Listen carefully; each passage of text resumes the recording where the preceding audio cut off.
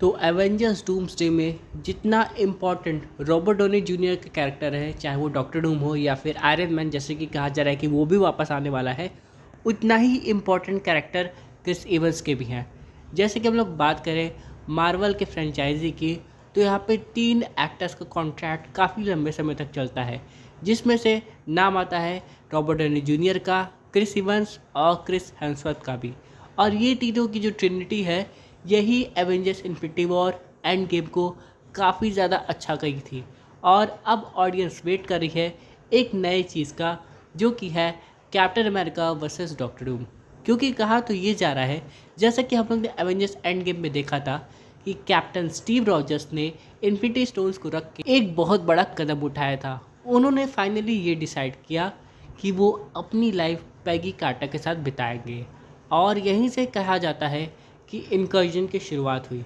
यानी कि जो सबसे पहला पर्सन था जो कि पूरे सिनेमैटिक मल्टीवर्स में इनकर्जन शुरू किया, वो कैप्टन स्टीव रॉजर्स हो सकते हैं। हालांकि ऐसे तो काफ़ी नाम आते हैं, लोकी का, सिल्वी का, यहाँ तक कि अपनी वांडा का, डॉक्टर स्ट्रेंज का। लेकिन अब यहाँ पे एक अलग सी थ्योरी ये कहती है कि यहाँ पे डॉक्टर डूम का एक सीन है, वो सीधे कैप्टन अमेरिका को उसी समय मिल लोगे जिस समय वो पैगी कार्टर के साथ अपना शांति से डांस कर रहे थे। यानी एवेंजर्स एंड गेम का वो आखिरी सीन, जब वो काफ़ी ज़्यादा खुश थे। अब यहाँ पे एक चीज़ का लूप होल आता है, या फिर क्या है प्लॉट होल, कि अगर doctor Doom captain Steve Rogers को उस समय ख़त्म कर देते हैं, तो ओल्ड कैप्टन अमेरिका जो हम लोग को एवेंजर्स एंड गेम के अंत में दिखाई दिया था, जो कि सैम विल्सन से बात कर रहा था, वो कहाँ से आया। तो इसी लूप होल को क्लियर करने के लिए एक चीज़ आती है कि जैसे ही doctor Doom captain Steve Rogers को ख़त्म करने के लिए पहुंचा, क्योंकि वो एक तरीके से इनकर्जन क्रिएट कर रहा था, उसी समय लोकी कैप्टन अमेरिका को बचा लेता है और पूरी कहानी बताता है। यानी कि जो हम लोग को जो ओल्ड स्टीव रॉजर्स दिखाई दे रहे हैं, जो कि एवेंजर्स एंड गेम में काफ़ी ज़्यादा खुश लग रहे थे, वो ना तो सिर्फ एंड गेम की बैटल लड़ चुके थे, बल्कि डूम्सडे और सीक्रेट वॉर्स की भी बैटल लड़ चुके थे। उसके बाद वो वापस से अपनी टाइमलाइन में आ गए। सुनने में तो ये थ्योरी काफ़ी इंटरेस्टिंग लग रही है।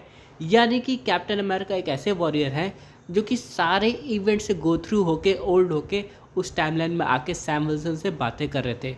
और उनके चेहरे पे एक बहुत शांत वाली मुस्कान भी थी, और वो सैम विल्सन को कुछ नहीं बताना चाह रहे थे।